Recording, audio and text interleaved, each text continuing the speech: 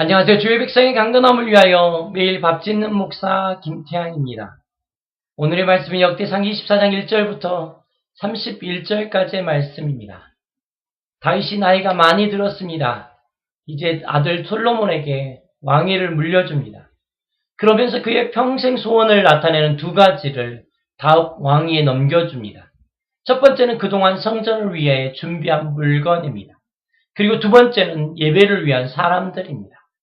성전을 지어갈 재료를 넘겨줄 때 다윗이 넘겨준 것은 단순히 많이 준비한 물건이 아니었습니다. 함께 넘겨준 것은 하나님을 향한 그의 열정이었습니다. 22장 11절부터 읽어드리겠습니다. 이제 다음 왕에게 말합니다. 이제 내 아들아, 여호와께서 너와 함께 계시기를 원하며 내가 형통하여 여호와께서 내게 대하여 말씀하신 대로 내 하나님 여호와의 성전을 건축하며 여호와께서 내게 지혜와 총명을 주사 내게 이스라엘을 다스리게 하시고 내 하나님 여호와의 율법을 지키게 하시기를 더욱 원하노라 라고 말합니다. 그리고 19절부터는 백성에게 말합니다. 이제 너희는 마음과 뜻을 바쳐서 너희 하나님 여호와를 구하라. 그리고 일어나서 여호와의 성전을 건축하고 여호와의 언약궤와 하나님의 성전의 기물을 가져다가 여호와의 이름을 위하여 건축한 성전에 드리게 하라 하였더라. 이것이 다윗이 가진 열정이었습니다. 성전을 위해서만이 아니라 예배를 위해서도 동일합니다. 예배를 위하여 사람들을 세울 때 그의 진실한 소망은 균등하게 직무를 나누어 주어 역할을 감당하게 하는 것이었습니다. 그래서 23장에서는 앞으로 없어질 직무에 대하여 성전 안에서 새로운 직무를 맡기고 있는 모습을 우리는 볼 수 있습니다. 그리고 23장부터 계속 사람들을 신중하게 세워가는 모습을 볼 수 있습니다. 오늘 우리가 살피고 있는 본문 24장을 봅시다. 24장 3절입니다. 다윗이 엘르아사의 자손 사독과 이다말의 자손 아히멜렉과 더불어 그들을 나누어 각각 그 섬기는 직무를 맡겼는데, 나누어 각각 그 섬기는 직무를 맡겼다라고 말하고 있습니다.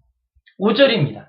이에 제비 뽑아 피차에 차등이 없이 나누었으니 이는 성전의 일을 다스리는 자와 하나님 일을 다스리는 자가 엘리아살의 자손 중에도 있고 이다말의 자손 중에도 있습니다. 31절입니다.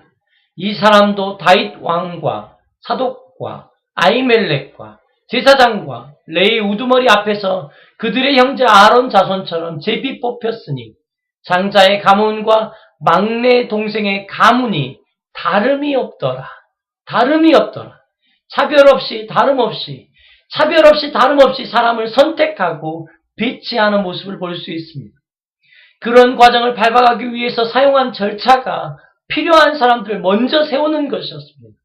3절을 다시 읽어드리겠습니다. 다윗이 엘르아사리의 자손 사독과 이다말의 자손 아히멜렉과 더불어 그들을 나누어 각각 그 섬기는 직무를 맡겼는데, 사독과 아히멜렉, 다윗은 이들과 더불어 이 일을 하고 있는 것이었습니다. 다윗은 혼자 단독으로 이 일을 하고 있지 않습니다. 그리고 6절입니다.